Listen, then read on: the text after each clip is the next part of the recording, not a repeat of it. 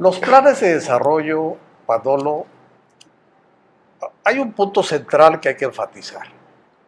Si no nos ponemos de acuerdo todos en que el desarrollo es un fenómeno de largo plazo, porque es imposible terminar en 6 años un cuadro de siglos de rezagos.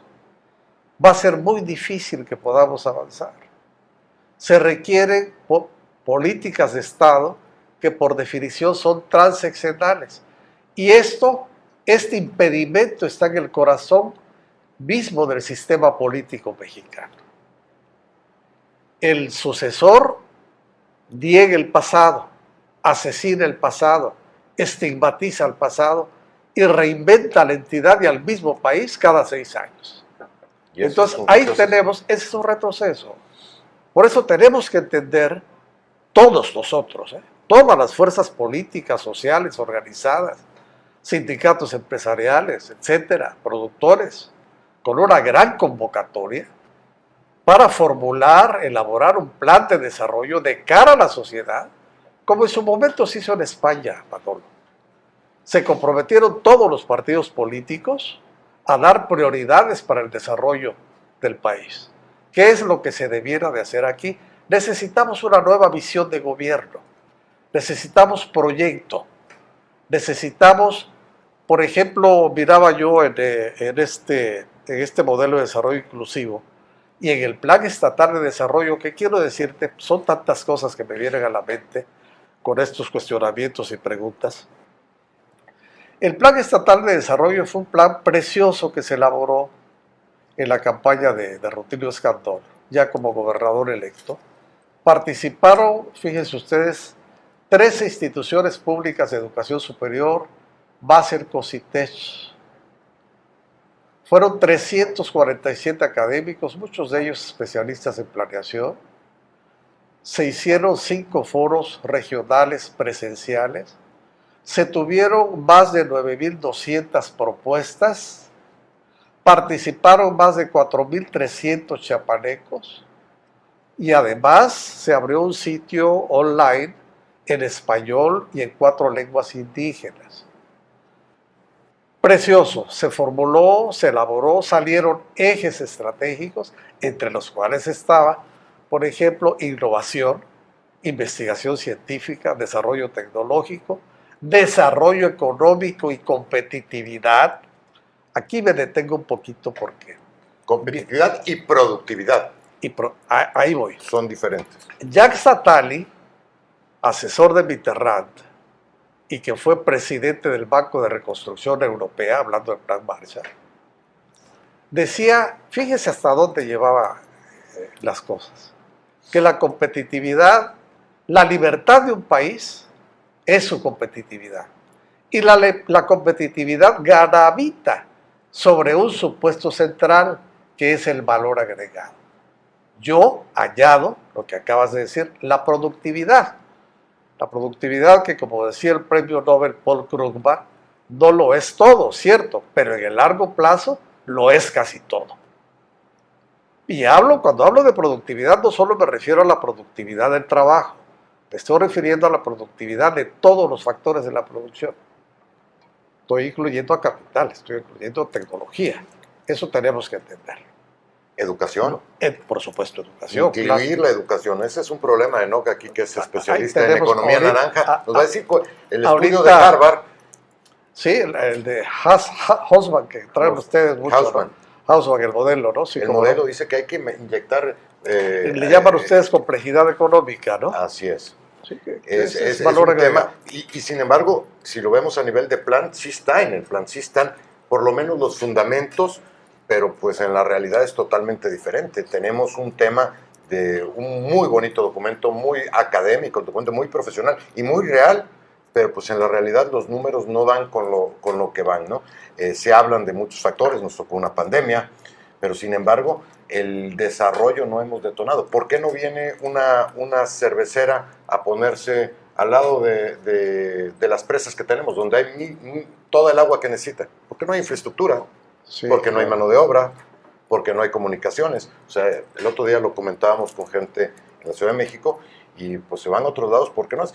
Me decían que es increíble que café de Chiapas está siendo procesado en Hermosillo, Sonora, porque ahí está la gente que tiene la capacidad económica, que puso los tostadores y ahí se está procesando y se está exportando a Estados Unidos.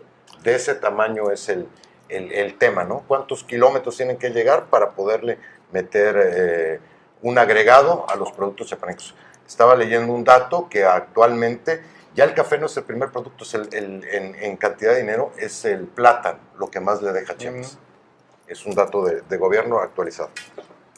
A ver, Pepe, pero ¿qué cosa es lo que falla? O sea, los planes nos salen muy bien, pero la ejecución del plan, el proceso de control, el de unir planeación y control, es lo que aparentemente está fallando. Y eso es porque la sociedad no participa, o sea, nos hace falta como sociedad participar en los procesos de control y de vigilancia de los avances en los planes, o ¿qué es lo que ocurre ahí? Sí, Según tu perspectiva, ¿cómo pudiéramos mejorarlo? sí, sí, claro. Son dos cosas. A veces la realidad se burla de nuestras intenciones, loco. Y los planes, te insisto, no sirven más que para legitimar al gobernante porque no son vinculantes. Jurídicamente hay que hacerlos, hay que presentarlos hasta ahí, pero no obliga al gobernante a ceñirse a lo que indique el plan, por más democrático Se que haya presenta en la sido. Cámara, ¿no? Exacto. Y la Cámara son los responsables, los diputados deberían ser los responsables de darle el seguimiento. Si tuviéramos unos diputados, si todos los diputados en Chiapas querieran a su tierra, ¿no? Cumplir con una de las 6 funciones sustantivas que tienen las cámaras, que es efectivamente la función de control, ¿no? Hay, siento yo, un talón de Aquiles, uno de los talones de Aquiles de la administración pública, tanto federal como estatal, Enoc, que es la falta de coordinación interinstitucional, la falta de seguimiento y evaluación de resultados. Eso no lo tenemos. Para que haya una gobernabilidad democrática necesitamos un aparato técnico administrativo eficiente y un alto grado de credibilidad ciudadana en las estructuras del gobierno. Y eso no existe. Y eso no existe porque la credibilidad y la confianza hay que ganarla. Había un premio Nobel que decía que factores psicológicos como la credibilidad, la confianza, son tan importantes o más que los propios insumos reales, que el capital, que el trabajo, etcétera, la tecnología. Tenemos que ir a un corte. Entonces hablaba yo de la importancia y necesidad, Manolo, de recuperar la unidad estructural y operativa de la administración pública. Eficiente y eficaz. Porque no hay coordinación interinstitucional, ni al interior de las propias instituciones.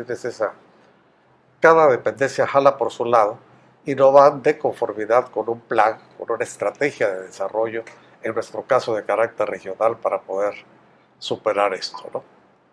Perdón que haga un paréntesis, estuve en una conferencia esta misma semana y hablaban que Querétaro en el tema aeroespacial no empezó ahorita, no empezó hace 6 años, empezó hace más de 15 años alineando todos los factores de la economía, la educación, la vivienda, los terrenos, es decir, previeron, planearon y luego ejecutaron con la coordinación institucional, municipio, estado, buscando las regiones que eran, y hoy son un referente a nivel mundial. Sin embargo, Sonora produce más Chihuahua produce más tema aeronáutico que Querétaro, pero donde está ahorita el boom, donde están los hubs, donde están llegando, es Querétaro, no es Chihuahua. O sea, son temas de desarrollo regional que se vieron de diferente forma. Uno es por la cercanía con Estados Unidos y uno es porque se desarrolló en eso, generó la educación, tenía los ingenieros antes de ir a traer a las empresas. Y aquí, cuando queremos que venga una empresa, pues no tenemos ni la gente capacitada para que pueda trabajar. Una gran empresa como la de Acuagranjas, que platicábamos hace unos días contigo, ha generado en Ostoacán un desarrollo económico para la región, un impacto que ha cambiado a la región. De eso ENOC tiene toda la información correcta, o sea, no solo lo que ella genera como empresa, también lo que ha permeado a la sociedad, enseñándolos a generar y a crear mojarras, ¿no?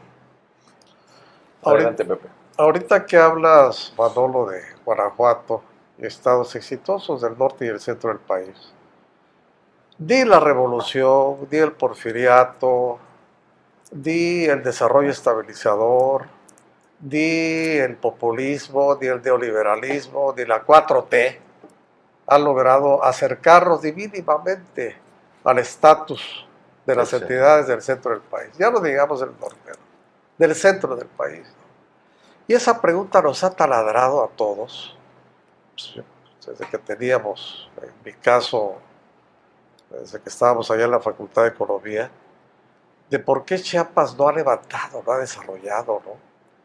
Hablamos de sus recursos naturales, hablamos de tantas cosas, de la pobreza, la desigualdad, la exclusión, y nos vamos de diagnóstico en diagnóstico. A veces decimos que estamos sobrediagnosticados, a veces decimos que los diagnósticos son equivocados, etc. La situación es que continuamos igual.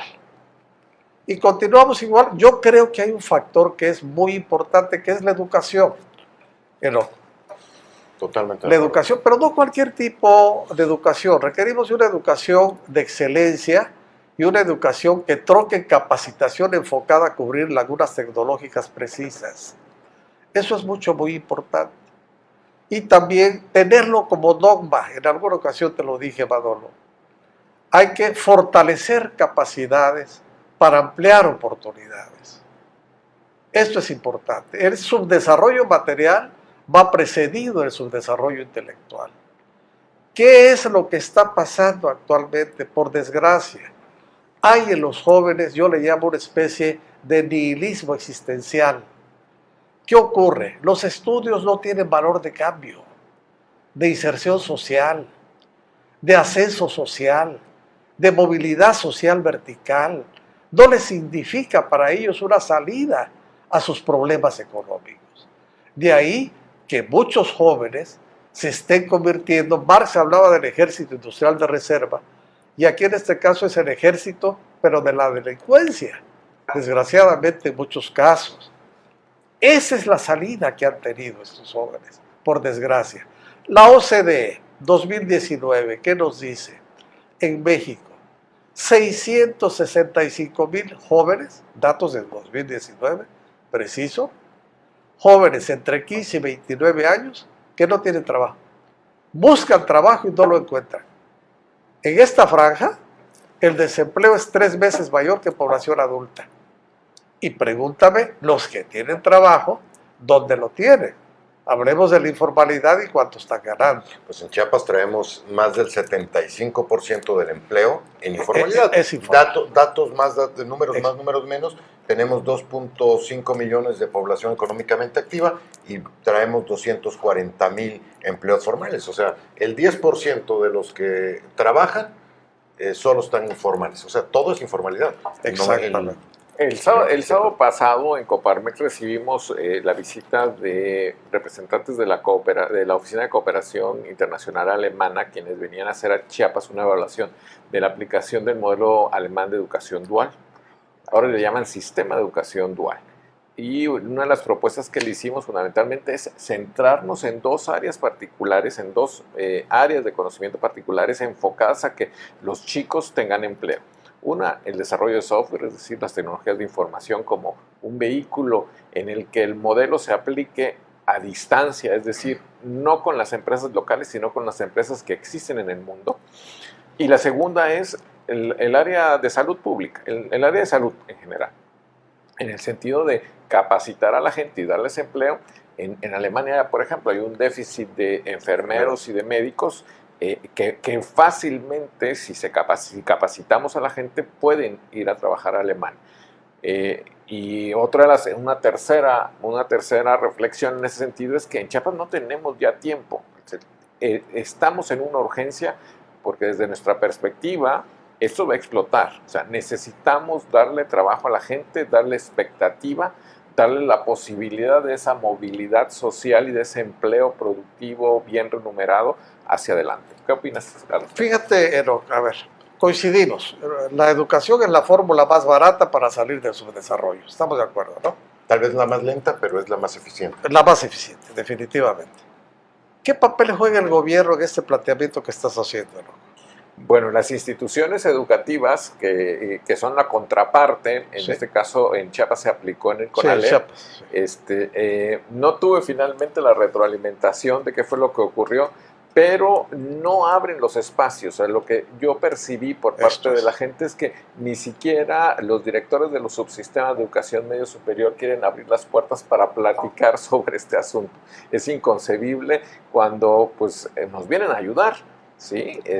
Y lo que nosotros plantearíamos sería, bueno, una política de puertas abiertas y la posibilidad de hacer ese equipo de trabajo para generar cambios en el futuro. Hacer un piloto y luego replicarlo en la mayoría de las instituciones que tiene el gobierno de educación, ¿no? O sea, ¿de qué se trata el modelo dual? Explícanos, ¿no? Porque no toda la gente Sí, conoce. claro. Bueno, el modelo de educación dual fundamentalmente es extraer al chico de la toma de clases cotidiana e insertarlo en una empresa mediante una plataforma de rotación en diferentes puestos. Eso se llama un sistema de rotación de puestos, y el chico durante ese semestre o ese año va conociendo y va experimentando junto con su docente los procesos de capacitación y de reconocimiento de lo que se hace en las empresas. En un negocio, o sea, sale de la universidad, no va a tomar clases, esos créditos de esas clases van a ser en una empresa, en los diferentes puestos de la empresa, administración, ventas, lo que sea, los 3, 4, 5, 8 puestos que tengan, va rotando y va adquiriendo experiencia, y con esa experiencia se le evalúan las materias. Entonces, cuando es ya egresado, pues ya tiene una experiencia real en una empresa, que ya lo acreditan para que pueda ser pues, candidato a ser contratado, ¿no? O sea, es un modelo que es muy eficiente en Europa en el tema de autopartes y esto. Tienen mucho, buscan a estas gentes para poderlos desarrollar, y puede ser a nivel técnico y a nivel licenciatura. Sí. Busco el subrayado, Enoc. El gobierno juega un papel central del Estado fundamental en esto. Sí, Claro es que sí. total. Ya se le ha planteado y no has tenido respuestas. Bueno, el planteamiento originalmente viene cuando se aplicó en educación dual a nivel medio superior en CONALEP. El planteamiento se hizo directamente de CAMEX, es decir, de la Cámara México-Alemana, hacia el gobierno del Estado. Nosotros éramos coadyuvantes en ese sentido. Obviamente que en el momento de estar nosotros en Chiapas, pues somos los interlocutores que tenemos el contacto directo con la autoridad educativa. En ese momento hubo una apertura. Cambió el director y esto ya prácticamente se olvidó. Sí está en el discurso, pero no está en los hechos. Sí, ese es el grave problema, ¿no? ¿Qué requerimos? Voluntad política, requerimos una nueva visión de gobierno, requerimos una nueva cultura ciudadana, no a la indiferencia por parte de la sociedad, hablar, denunciar, decir, Dialogar. informar. Informar es el verbo. Yo te comentaba fuera de programa, Manolo, porque muchas veces toda esta desinformación que hemos estado viendo aquí en el Estado es por falta de información. O información falsa que o se ve. información o de Que no es ocultamiento. real porque no hay un posicionamiento oficial, no hay información real. Exactamente, esos huecos, ¿no? los tapan, pues lo que nos imaginemos, ¿no? Y estamos discutiendo tantas cosas a veces frívolas, nos estamos distrayendo de cuestiones esenciales. Por ejemplo, Enoc, Manolo, yo me pregunto, ¿qué pasó con ese ofrecimiento precioso que hizo Kamala Harris de los 250 millones de dólares para apoyar cadenas de valor rurales en café, cacao y ecoturismo en el sur del país? Y que refrendó este año. ¿Por qué no se nos informa? ¿Por qué no se nos informa de los beneficios del corredor multimodal interoceánico, por ejemplo, que es tan importante? El famoso canal transísmico, ¿no? Que de entrada, yo lo recuerdo porque me entusiasmó mucho, de todos los megaproyectos que tiene el gobierno federal, es al que yo en lo personal le miraba mayor rentabilidad desde el punto de vista económico y social, ¿no? Se tenía programada una inversión inicial de 20,000 millones de pesos, recuerdo bien, 12.500 millones para infraestructura carretera, 2.000 millones para modernización de puertos, teníamos aproximadamente 3.900 millones para rehabilitación de vías férreas. Bueno, ahorita va a beneficiar. En tu juicio, ese proyecto y el proyecto de Tren Maya, ¿cuál beneficiaría más a Chiapas si los dos fueran exitosos o fueran medianamente Sin duda exitosos? el corredor multimodal interoceánico, si somos capaces de dar valor agregado a nuestros productos para poder más que los 20 kilómetros del Tren Maya en Chiapas. ¿En qué nos va? Digo, es que si no hay la carretera San Cristóbal-Palenque, pues está en Palenque Villahermosa, ¿no? Palenque Tabasco, ¿no? O sea, y de carretera se tiene pensado nada más lo de la vía férrea Ixtepec, Ciudad Hidalgo y Coatzacoalcos, Palenque, el ferrocarril, ¿no? Este canal va a beneficiar a 77 municipios, 33 son del estado de Veracruz y los otros son de Oaxaca. Sí. Pero ¿a dónde voy? ¿A dónde quiero ir? ¿Qué pasó con la zona económica especial, Manolo? Y quiero enfatizarlo, se los digo con mucho respeto a todos y me lo digo a mí mismo. Rutilio lo recibió cuando presentaron lo de la zona económica especial, este grupo guatemalteco Ideal, ¿se acuerdan ustedes? Sí. Que quería ser el corazón económico del Soconusco, asociado con empresarios chapanecos, adquirió creo que 49 hectáreas aquí de terreno. En fin, el entonces dirigente de la Coparmex. En Costa de Chiapas. No, el Nacional. Gustavo de Hoyos. Gustavo de Hoyos hablaba de que había alrededor de 16 empresas, si no ando mal, que estaban interesadas en invertir en Chiapas con un monto muy importante, de miles de millones de dólares. Total que pues, se cayó de un plumazo porque López Obrador dijo que las zonas económicas especiales eran un nido de corrupción, ¿no? Ahorita esas zonas económicas, por ejemplo, hay alrededor de 4.000 en el mundo. China está produciendo, tiene alrededor de 1.000, si no ando mal. El 50% del PIB en China sale de ahí, por ejemplo. Pero yo les decía, amigos empresarios allá en Tapachula, que si llegó el presidente López Obrador y llegó también el gobernador, ¿por qué no pidieron una audiencia con ellos? Y le explicaron y les dijeron y les dijeran en qué consistían, cuáles eran los beneficios de la zona económica especial.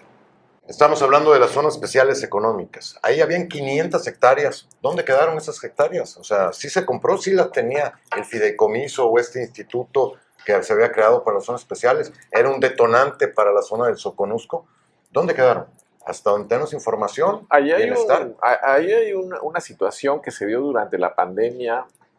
Fueron decretadas la transferencia de esos terrenos hacia la Secretaría del Bienestar y posteriormente a la Guardia Nacional, al Ejército. 500 hectáreas, ¿no? 500 hectáreas que están pegadas a Puerto Chiapas, o sea, y destinadas ahora supuestamente para sembrar arbolitos. Si uno dice, bueno, si la vocación productiva de unas tierras pegadas a un puerto que es en beneficio del desarrollo, de la potencialidad económica de Chiapas, ahora sembradas con arbolitos. Le pedimos al gobernador de Chiapas, al secretario de Economía de Chiapas, que por favor nos ayuden en esas gestiones de devolver esos terrenos para la causa de generar ahí un polo de desarrollo económico hacia el futuro.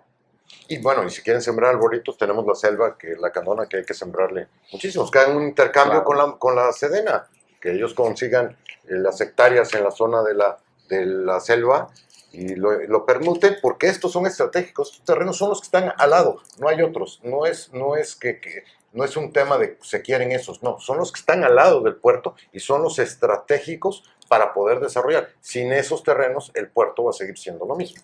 ¿Estamos de acuerdo? Sí, totalmente, Manolo. Desgraciadamente, insisto, pues los que pueden hablar no hablan.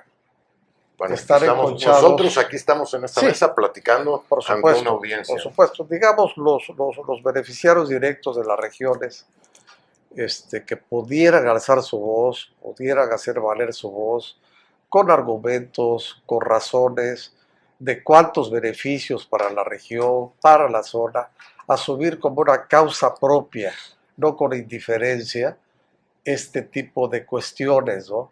Pero decirlo a la sociedad también con mucha claridad. No te olvides que también ahí tenemos una responsabilidad, Manolo. Decía Einstein que si no lo entiende un niño de 6 años es que no lo has entendido tú. Lo más complejo hay que hacerlo simple para que la sociedad también se involucre y lo entienda y estos temas se conviertan en ánimo social. Claro. ¿Qué beneficio va a traer una zona económica especial? ¿Por qué si están funcionando en muchas partes del mundo y están funcionando muy bien? ¿Por qué aquí no va a ser así? Se pretendía un hub agrícola para exportar a todo Sudamérica, con una línea naviera que en una primera etapa iba a llegar a Tierra de Fuego, si no ando mal, a Ecuador, luego pero todo se cayó, pues, porque dijo, es un nido de corrupción.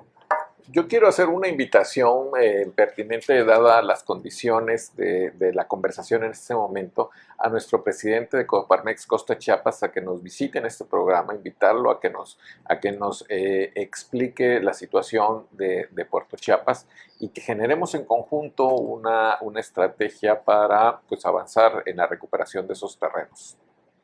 Sí, y que si no hay la apertura en las instancias adecuadas, en las instancias que deben de asumir esto y que deben de regir y coordinar, ser rectores del desarrollo de la zona y de la región, pues que lo digan y se denuncie abiertamente, que la sociedad esté enterada de esto, de dónde están las trabas, dónde están los estrangulamientos que están impidiendo que nosotros Te avancemos. voy a dar un ejemplo, y no es una zona económica especial. En Tuxtla Gutiérrez, Libramiento Sur, el que viene del aeropuerto, faltan poco más de 1 kilómetro, 800 metros, para que se conecte con la carretera a Coatzacoalcos y sea pues, realmente un libramiento.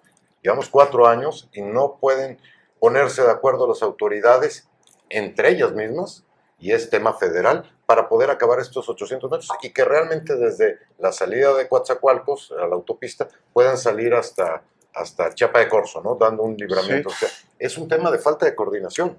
Sí, por eso yo hablaba que ese es uno de los, es un talón de Aquiles que ahí está y no hemos logrado superar, no de ahorita, la falta de coordinación interinstitucional y la falta también de seguimiento y evaluación de resultados. No existe, no se da.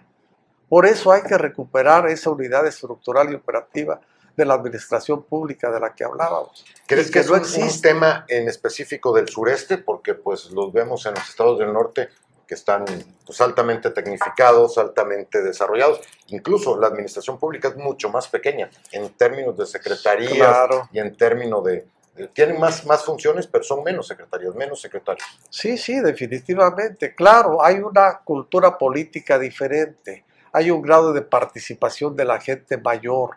Ahí está la clave. No te olvides aquella frase tan manida, pero que tan socorrida, pero que es tan importante de Luther King. No me preocupa el grito de los violentos, de los corruptos, de los sin ética. Lo que me preocupa es el silencio de los buenos.